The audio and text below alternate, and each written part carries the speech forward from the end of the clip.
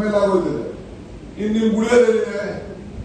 So ಹಂಗೆ ನೀವು ಸರ್ಕಾರಕ್ಕೂ ಸಹಾಯ ಮಾಡ್ತಾ ಇದ್ದೀರಿ, ನೀವು ಕುಟುಂಬಕ್ಕೂ ಸಹಾಯ ಮಾಡ್ತಾ ಇದ್ದೀರಿ, ನೀವು ನಮ್ದಂತ ಜನಕ್ಕೂ ಸಹಾಯ ಮಾಡ್ತಾ ಇದ್ದೀರಿ.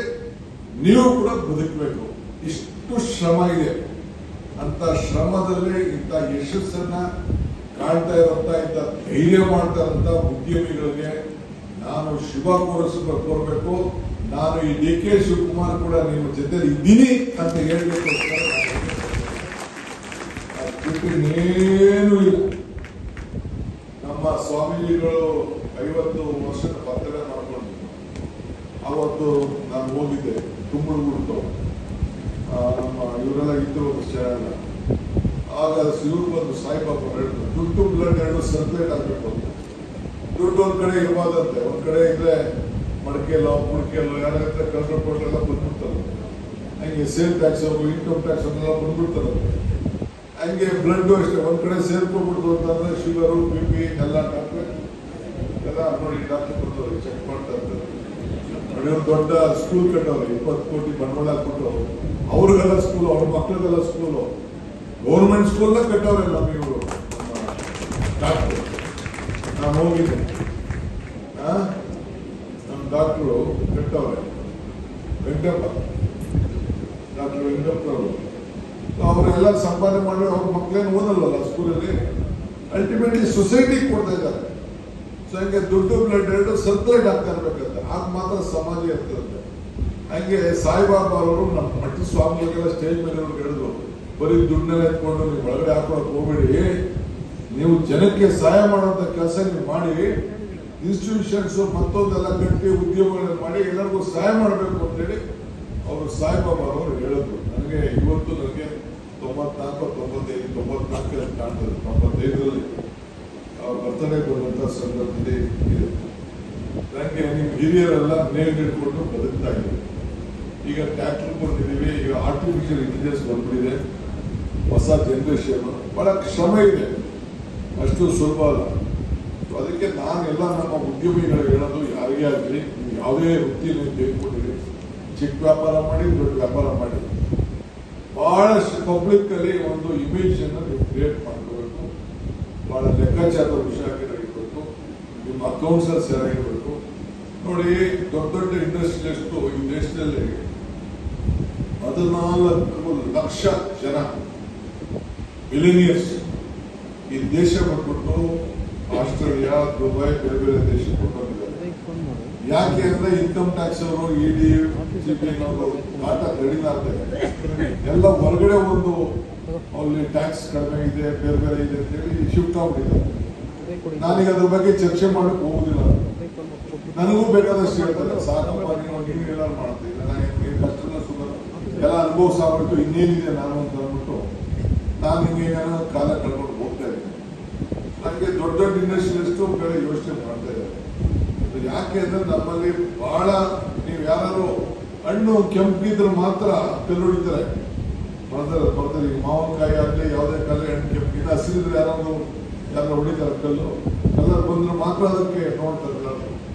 ಹಂಗೆ ಈ ಸಂದರ್ಭದಲ್ಲಿ ಯಾರು ಬಲಿಷ್ಠವಾಗಿ ಸ್ಟ್ರಾಂಗ್ ಆಗಿದ್ದೀರಿ, ನಿಮ್ಗೆ ವೈರಿಗಳು ಜಾಸ್ತಿ ಆಗ್ತಾರೆ. ನಾನು ಆಗಾಗ ಒಂದ್ಸತಿ ಹೇಳ್ತಾ ಇದ್ದೀನಿ, more strong more enemies, less strong less enemies, no strong no enemies, more work more mistakes, less work less mistake, no work no mistake.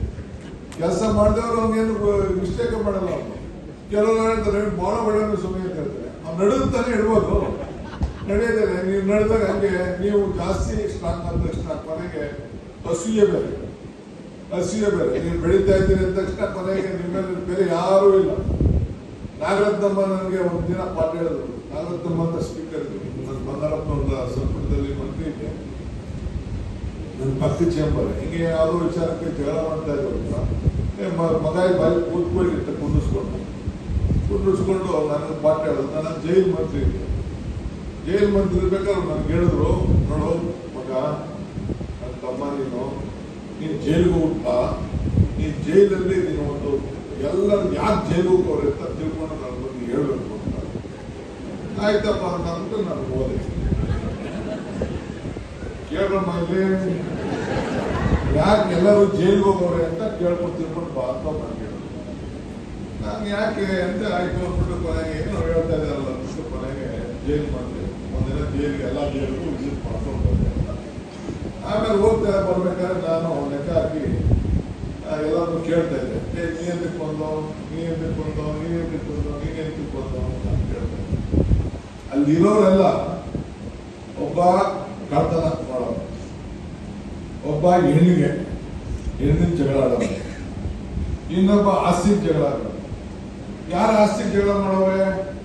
ಇಲ್ಲ ಎದುರುಗಡೆ ಮನೆಯವನು, ಇಲ್ಲ ಪಕ್ಕದ ಮನೆಯವನು, ಇಲ್ಲ ಈ ಕಡೆ ಮನೆಯವನು, ಇಲ್ಲ ಈ ಕಡೆ ಮನೆಯವನು. ಅವನು ದಯಾದಿ, ಇಲ್ಲ ಚಿಕ್ಕಪ್ಪನ ಮಗ, ಇಲ್ಲ ದೊಡ್ಡಪ್ಪನ ಮಗ, ಇಲ್ಲ ಅಣ್ತಮ್ಮ. ಮೂರನೇ ಮನೆಗೆ ಅವನು ಯಾರು ಜಗಳ ಮಾಡಲ್ಲ, ಮೂರನೇ ಮನೆಗೆ ಯಾರು ಜಗಳ ಮಾಡಲ್ಲ, ಇವರು ಎದುರುಗಡೆ ಮನೆಯವರು. ಸೊ ಹಂಗೆ ನಿಮ್ಗೆ ಯಾರಾದ್ರೂ ತೊಂದರೆ ಕೊಟ್ಟರೆ ಯಾರಪ್ಪ ಕೊಡ್ತಾರೆ ಅಂದ್ರೆ ನಿಮ್ಮ ಅಕ್ಕಪಕ್ಕ ಇರೋರಿಗೆ ತೊಂದರೆ ಕೊಡೋದು. ಬೇರೆ ಯಾರು ಕೊಡಲಿಲ್ಲ ನಿಮ್ಗೆ, ಅದು ನಿಮ್ ತಲೆಯಲ್ಲಿ ಇರಬೇಕು. You should be very cautious. So ಹಂಗೆ ನಿಮ್ಮ ಬದುಕಿನಲ್ಲಿ ನಿಮ್ಗೆ ಏನಾದ್ರು ತೊಂದರೆ ಆಯ್ತು ಅಂತಂದ್ರೆ ಬೇರೆ ಯಾರು ತೊಂದರೆ ಕೊಡುದಿಲ್ಲ. ನೀವು ಯಾರಿಗೆ ಸಹಾಯ ಮಾಡಿದ್ರಿ 10 ಮಾಡಿದ್ರಿ, ಅವ 11 ಮಾಡಲಿಲ್ಲ ಅಂದ್ರೆ ತಗೋ. ಆಮೇಲೆ ನಿಮ್ದೆಲ್ಲ ಸೀಕ್ರೆಟ್ ಗೊತ್ತಿರ್ತದಲ್ಲ, ಅವನೇ ಪಡಿತಾರೆ. ಹಿಂಗೆಲ್ಲ ಆಯ್ತು. ನಾನು ಒಂದಿನ SN ಕೃಷ್ಣ ಅವ್ರಿಗೆ ಸನ್ಮಾನ ಮಾಡಕ್ ಅವ್ರು ಕರೆದಿದ್ರು, ಈ ಮದ್ದೂರವರೆಲ್ಲ ಕರೆದು ಸನ್ಮಾನ ಮಾಡಿಸ್ತಾ ಇದ್ರು. ಸನ್ಮಾನ ಮಾಡ್ತಾ ಇರ್ಬೇಕಾದ್ರೆ ನನ್ನ ಕರೆದಿದ್ರು, ಹೋಗ್ಬೇಕಾದ್ರೆ ನಾನು ರಾಣಿ ಸಿದ್ದೇಶ್ ಇಟ್ಟು ಅವ್ರ ಕರೆದು ಮದ್ದೂರವರೆಲ್ಲ ಸನ್ಮಾನ ಮಾಡ್ತಾರೆ. ಕೊನೆಗೆ 4 ವರ್ಷ. ಸೊ ಆಗ ನಾನು ಹೆಂಗೆ ಭಾಷಣ ಮಾಡ್ಬೇಕಾದ್ರೆ ಒಂದು ಸಣ್ಣ ಕತೆ ಹೇಳಿದೆ. ಅಕ್ಬರ್ಗೂ ಬೀರ್ಬಲ್ಗೂ ಒಂದು ಸಂಭಾಷಣೆ ನಡೀತದೆ. ಅಕ್ಬರ್ ಬೀರ್ಬಲ್ಗೆ ಒಂದು ಸಂಭಾಷಣೆ ಸಂದರ್ಭದಲ್ಲಿ ಅವನಿಗೆ ಕೇಳ್ತಾರೆ, ಏನ್ ಕೇಳ್ತಾರೆ ಅಂತಂದ್ರೆ ಈ ಕೈಗಿದು ವಿಚಾರದಲ್ಲಿ ಅಂಗೈಲಿ ಯಾಕೆ ಕೂದಲಿಲ್ಲ ಅಂತ ಈ ಬೀರ್ಬಲ್ಲು ಅಕ್ಬರ್ ಬೀರ್ಬಲ್ಗೆ ಇದು ಎಲ್ಲರಿಗೂ ಕೇಳ್ತಾರೆ. ಸೊ ಅವನು ಎಲ್ಲರಿಗೂ ಏನ್ ಹೇಳ್ತಾರೆ, ಮಂತ್ರಿಗಳು ಎಲ್ಲರಿಗೂ ಏನ್ ಬರೀ DK ಶಿವಕುಮಾರ್ SN ಕೃಷ್ಣಗೆ ಜಗಳ ಮಾಡೋರು, ಏನ್ ಎಲ್ಲದಕ್ಕೂ DK ಶಿವಕುಮಾರ್ ಕರೀತಾರಲ್ಲ ಅಂತ ಹೇಳಿ ಕೆಲವೆಲ್ಲ ಮಂತ್ರಿಗಳೆಲ್ಲ ಆಗ್ತಾ ಹೋದವರೆಲ್ಲ ಕೇಳ್ತಿದ್ರು.